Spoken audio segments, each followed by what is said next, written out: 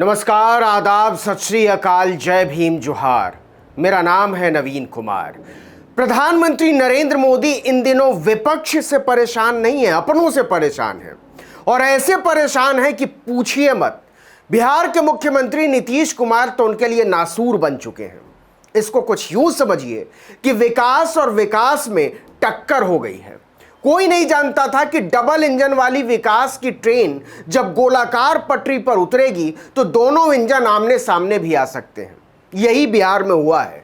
जनता confuse है कि नीतीश कुमार को विकास माने या नरेंद्र मोदी को। बीजेपी की दिक्कत यह है कि वो नरेंद्र मोदी को विकास नहीं, विकास का पप्पा मानती है। इसका मतलब यह भी निकलता है कि विकास के मामले में नीतीश कुमार नरेंद्र मोदी के सामने बच्चे हैं। नीतीश कुमार को यह बात बहुत खलती है कि सुशासन बाबू का तमगा होने के बावजूद नरेंद्र मोदी के लोग उनको तंग करते रहते हैं। नतीजा बीजेपी और जेडीयू में ऐसी ठनी है कि पूछिए मत। ऐसा लग रहा है कि गठबंधन अब टूटा कि तब टूटा। नीतीश कुमार के दोनों हाथों में लड्डू है। वह जिस दिन चाहे तेजस्वी पर मोहब्बत लुटाकर बीजेपी के मोह माया से मुक्त हो सकते हैं, और यह बात बीजेपी भी अच्छी तरह जानती है।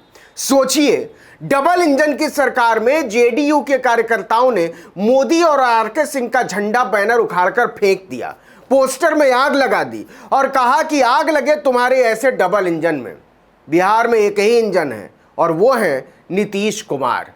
जेडीयू की बीजेपी से नाराजगी की जड़ है ओवरब्रिज के उद्घाटन का एक शिलापट, पोस्टर, बैनर।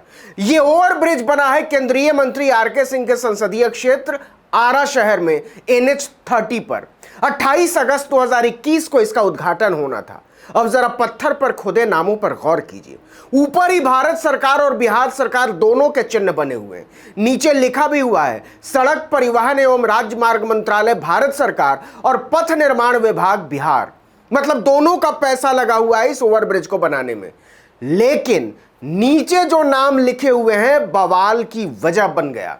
नितिन गडकरी, मंत्री सड़क परिवहन और राजमार्ग भारत सरकार बीजेपी के। आरके सिंह, बिजली मंत्री भारत सरकार बीजेपी के। जनरल वीके सिंह, राज्य मंत्री सड़क परिवहन भारत सरकार, ये भी बीजेपी के। तारकिशोर प्रसाद, उप मुख्यमंत्री बिहार बीजेपी के। श्रीमती रेणु देवी, उप मुख्यमंत्री बिहार सरकार बीजेपी की। अवधेश नारायण सिंह, सभापति बिहार विधान परिषद बीजेपी के। नितिन नवीन, मंत्री पथ परिवहन बिहार सरकार, ये भी बीजेपी के। और अमरेंद्र प्रताप सिंह, कृषि मंत्री बिहार सरकार बीजेपी के। पूरी पट्टिका में गलती से भी जेडीयू के किसी नेता का नाम नहीं है। जेडीयू इसको बर्दाश्त भी कर जाती, लेकिन वो ये कैसे बर्दाश्त करती कि बिहार सरकार की मदद से बने किसी ओवरब्रिज के उद्घाटन समारोह से राज्य के मुख्यमंत्री का नाम ही गोल कर दिया जाए। पूरे शहर में लहराते हुए ये पोस्टर जेडीयू को मुंह चढ़ा रहे थे। किसी भी पोस्टर में नीतीश कुमार का ना नाम और ना ही तस्वीर। नतीजा, आरा वाले आरके सिंह को जेडीयू के कार्यकर्ताओं ने अच्छी तरह से नाप दिया। उधर वो पुल का उद्घाटन कर रहे थे और इधर उनके तस्वीर वाले बीजेपी के बैनर और पोस्टर जलाए जा रहे थे। जेडीयू और बीजेपी दोनों ही केंद्र और राज्य की सरकार में साझीदार हैं और नीतीश के लोग अपनी ही सरकार के मंत्रियों के पोस्टर जला रहे थे, अपने ही डिप्टी सीएम के।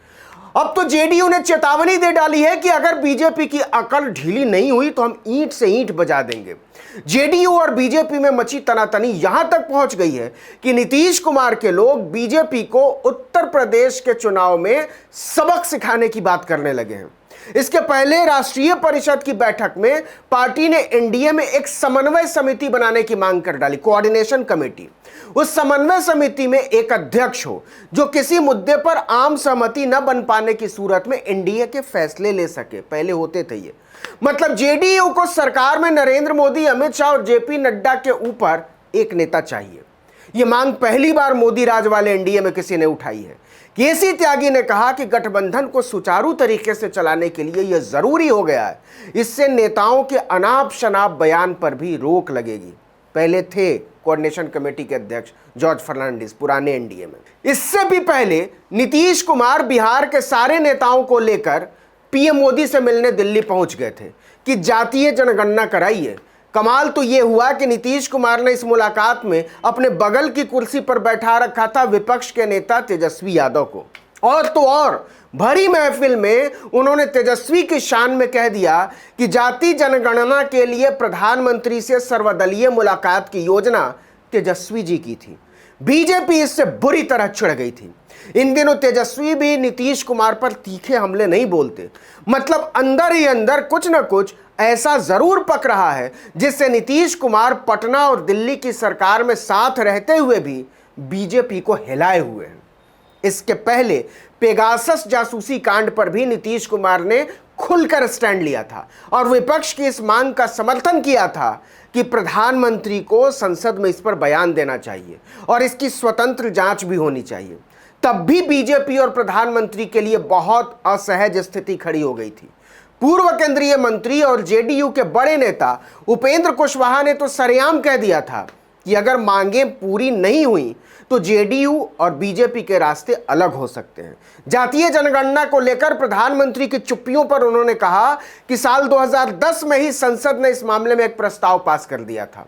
मोदी सरकार के पहले कार्यकाल में राजनाथ सिंह ने इसके लिए बाकायदा आश्वासन भी दिया था। मोदी खुद कहते हैं कि वो पिछड़े समुदाय से आते हैं, फिर जातीय जनगणना की मांग को मानने में परेशानी क्या है, दिक्कत क्या है? कुशवाहा ने साफ साफ कह दिया कि इससे कोई फर्क नहीं पड़ता कि जेडीयू एनडीए का हिस्सा है और बिहार में दोनों की मिलीजुली सरकार है, केंद्र में भी है। अगर सरकार जातीय जनगणना की बात नहीं मानती तो टकराव निश्चित है। इसको टालने का कोई दूसरा तरीका नहीं है कि मोदी हमारी मांग पर गौर करें। इससे आगे का सवाल है कि क्या बिहार में जेडीयू और बीजेपी की साझी सरकार के दिन गिने चुने रह गए हैं? क्योंकि जेडीयू और बीजेपी दोनों ही एक दूसरे को नीचा दिखाने का कोई मौका नहीं छोड़ रहे।